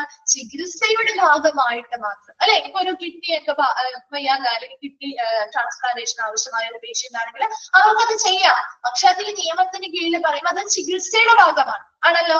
അതേസമയം commercial dealings in human organs, അതായത് അവയവ കടത്തുകൾ നമുക്ക് കേട്ടിട്ടുണ്ടല്ലോ ഇല്ലേ? ഇപ്പൊ ഒരുപാട് പേര് എന്ത് ചെയ്യാറുണ്ട്, അങ്ങനെയുള്ള ഒരുപാട് കേസുകളൊക്കെ കേട്ടിട്ടില്ലേ? അപ്പൊ അങ്ങനെയുള്ള വലിയ രീതിയിലുള്ള വാണിജ്യപരമായിട്ടുള്ള ഡീലിംഗ്സോ കാര്യങ്ങളോ ഒന്നും ഈ ഒരു നിയമം വഴി എന്ത് ചെയ്യുന്നില്ല, അനുശാസിക്കുന്നില്ല. ഈ ഒരു നിയമം അതിനെ എല്ലാത്തിനെയും തടയുന്ന ഒരു നിയമമായിട്ട് നിൽക്കുന്നു. And the THOA is now adopted by all states except Andhra and Jammu Kashmir who have their own similar laws. Ordinance. അപ്പൊ നമ്മുടെ ഇപ്പൊ നിലവില് ഈ ഒരു നിയമം നൗ അഡാപ്റ്റഡ് നമ്മുടെ ഇന്ത്യയിലെ മിക്ക സ്റ്റേറ്റ്സും ഈ ഒരു നിയമത്തെ എന്ത് ചെയ്യുന്നുണ്ട്, സ്വീകരിച്ചിട്ടുണ്ട്. എക്സെപ്റ്റ് 2 സ്റ്റേറ്റ്സ് മാത്രമാണ് അത് അക്സെപ്റ്റ് ചെയ്യാത്തതല്ല, അവർക്ക് അവരുടേതായ സ്വന്തമായിട്ടുള്ള ഇതുമായി ബന്ധപ്പെട്ട് സിമിലർ ആയിട്ടുള്ള നിയമങ്ങൾ ഉള്ളത് കൊണ്ട് ഈ ഒരു നിയമം അവർ എന്ത് ചെയ്തില്ല, പ്രാബല്യത്തിൽ കൊണ്ടുവന്നിട്ടില്ല. അത് 2 സ്റ്റേറ്റ്സ് ആണ്, ആന്ധ്രാപ്രദേശും ജമ്മു കാശ്മീരും. അതെപ്പോഴും ചോദിക്കാറുണ്ട് കേട്ടോ. ആ 2 സ്റ്റേറ്റുകളൊന്ന് അണ്ടർലൈൻ ചെയ്യുക. അപ്പൊ മറ്റുള്ള എല്ലാ സ്റ്റേറ്റുകളും നിയമം പ്രാബല്യത്തിൽ വന്നിട്ടുണ്ട്. ആന്ധ്രാപ്രദേശും ജമ്മു കാശ്മീരും അവരുടേതായിട്ടുള്ള സ്വന്തമായിട്ടുള്ള ഒരു നിയമനിർമ്മാണം ഉള്ളത് കൊണ്ട് അവർ അതിൻ്റെതായിട്ടുള്ള ഇങ്ങനെ ഇതിനോട് സിമിലർ ആയിട്ടുള്ള ഒരു നിയമം അവിടെ ഉള്ളത് കൊണ്ടാണ് അവരത് പ്രാബല്യത്തിൽ കൊണ്ടുവരാത്തത്. And the Transplantation of Human Organs Act 1994 was enacted in the year 1994. 1994 ഇത് പ്രാബല്യത്തിൽ വരുന്നത്. And has been adopted in all states except by the state of Jammu Kashmir and Andhra Pradesh. നേരത്തെ നമ്മൾ പറഞ്ഞ കാര്യം തന്നെയാണ്, which have their own legislation in this regard. ഇതുമായി ബന്ധപ്പെട്ട് അവർക്ക് സ്വന്തമായിട്ടുള്ള നിയമനിർമ്മാണമുണ്ട്. ഇതിനോട് സിമിലർ ആയിട്ടുള്ള ഒരു നിയമം ഉള്ളത് കൊണ്ടാണ് അവർ കൊണ്ടുവരാത്തത്. The main purpose of the act is to regulate the removal, storage and transplantation of human organs for therapeutic purposes for the prevention of commercial dealings in human organs. നേരത്തെ പറഞ്ഞ സെന്റൻസ് റിപ്പീറ്റ് ചെയ്ത് വന്നിരിക്കുന്നതാണ്. ഈ ഒരു ആദ്യത്തെ ആ ഒരു പാരഗ്രാഫിൽ നിങ്ങൾ ഇത്രയും കാര്യങ്ങൾ മാത്രം മനസ്സിലാക്കുക. ആ THOയുടെ എക്സ്പാൻഡ് ഫോം നോക്കാം. Transplantation of Human Organs Act അത് പ്രാബല്യത്തിൽ വന്ന വർഷം 1994 1994 അതുപോലെ ഇത് എന്തിനു വേണ്ടിയിട്ടുള്ള ഒരു നിയമമാണ്? That Act enacted to provide for the system of removal, storage and transplantation of human organs for therapeutic purposes and prevention of commercial dealings in human organs. അത്രയും വരെ അണ്ടർലൈൻ ചെയ്ത് വെച്ചോട്ടോ, അത്രയും ഓർക്കാം. അതുപോലെ തന്നെ ഇത് എക്സെപ്റ്റ് ഏതൊക്കെ സ്റ്റേറ്റുകളിലാണ് ഇല്ലാത്തത്, അവർ പ്രാബല്യത്തിൽ കൊണ്ടുവരാത്തത്? ആന്ധ്രാപ്രദേശും ജമ്മു കാശ്മീരുമാണ് ഇപ്പോ നിലവിൽ ഈ ഒരു നിയമം പ്രാബല്യത്തിൽ വരാത്തത്. കാരണം എന്താ, അവർക്ക് അതിൻ്റെതായിട്ടുള്ള സിമിലർ ആയിട്ടുള്ള നിയമങ്ങൾ അവിടെ ഉള്ളത് കൊണ്ടാണ് അവരത് പ്രാബല്യത്തിൽ കൊണ്ടുവരാത്തത്. ഇത്രയും മാത്രം ആ ഒരു പാരഗ്രാഫിൽ നോക്കിയാൽ മതി കേട്ടോ. 2 സെന്റൻസുകളും അണ്ടർലൈൻ ചെയ്തിട്ടാണ് മതി. ഓക്കെ ഓക്കെ ഇപ്പൊ വേഗം നോക്കിയേ, എത്രയും ഭാഗം ഒന്ന് വേഗം നോക്കിയേ.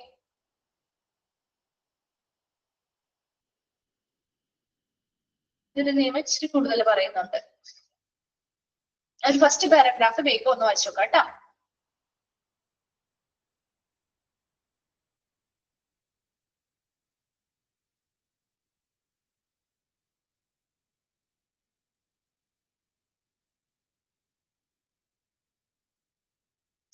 പറയുന്ന ഭാഗങ്ങളൊന്ന് അണ്ടർലൈൻ ചെയ്തിട്ടുണ്ടേ. പ്രധാനമായിട്ടും കൂടുതൽ ക്വസ്റ്റ്യൻസ് കണ്ടിരിക്കുന്ന ഭാഗങ്ങളാണ് കേട്ടോ പറയുന്നത്.